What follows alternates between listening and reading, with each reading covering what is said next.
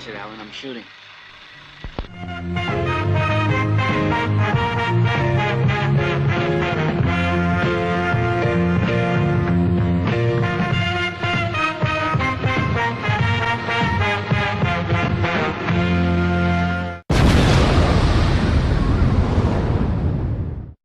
Gone in 60 seconds.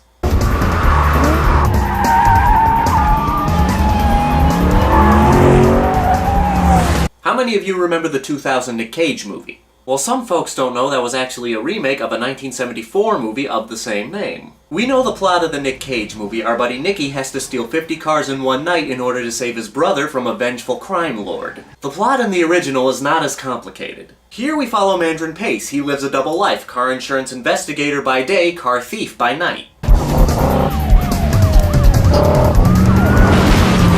He and his crew are given the task of stealing 48 cars in a very short period of time, and that's pretty much it. Why? Because they can. There's no theme of family and no love interest like in the Nick Cage remake, there's just car theft and car chases.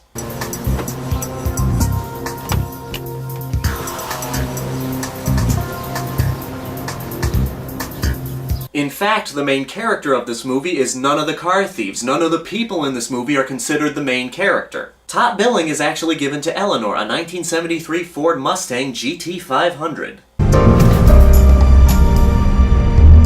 Gone in 60 Seconds is part of the Carsploitation genre of exploitation cinema. These films are all about fast cars, car stunts, and car wrecks. Other movies in this genre are Dirty Mary, Crazy Larry, and Death Race 2000. Also, the Mad Max movies, which are in the post-apocalyptic genre, are also considered in the Carsploitation genre. Gone in 60 Seconds is considered to be the king of the car chase movies. This is the one that started it all. Any movie that has a huge car chase with multiple car crashes and massive pile-ups owes a lot to this movie. The main draw to this movie is the last 40 minutes. This is when we're treated to one of the best car chases in film. 40 minutes of pace behind the wheel of our main character Eleanor as they try to escape the cops.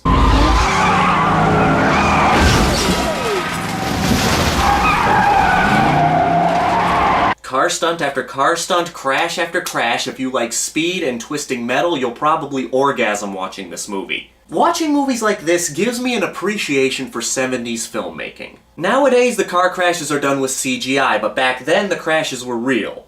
Well, not real. The stunts were done and trained and staged and performed by trained stunt drivers, but the cars were really smashed. There's just something about destruction that I think is lost with CGI. The way the car crumbles, the way you can feel the impact, the way the debris flies, you just can't capture that with a computer generation.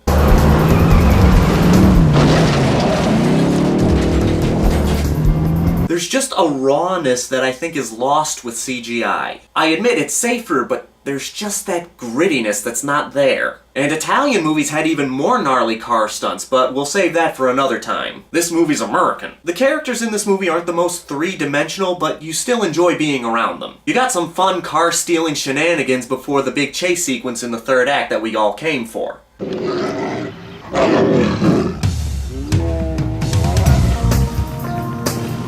I'll admit the plot isn't very deep, but it serves its purpose to get us to the car stunts that we came to see. This is definitely more of a spectacle over substance kind of movie. But it's handled with such care and dedication that this movie is a masterpiece. You don't need to be a car nut to enjoy this movie. Hell, all I know about cars is that cars go vroom. Car fans and non-car fans can come together and just have fun with this movie. Now let me ask you, what's your favorite car chase sequence in a movie? Or whatever vehicle chase sequence. It can be motorcycle, boat, train, whatever. This is your buddy Justin, here to remind you that the Grindhouse will never die.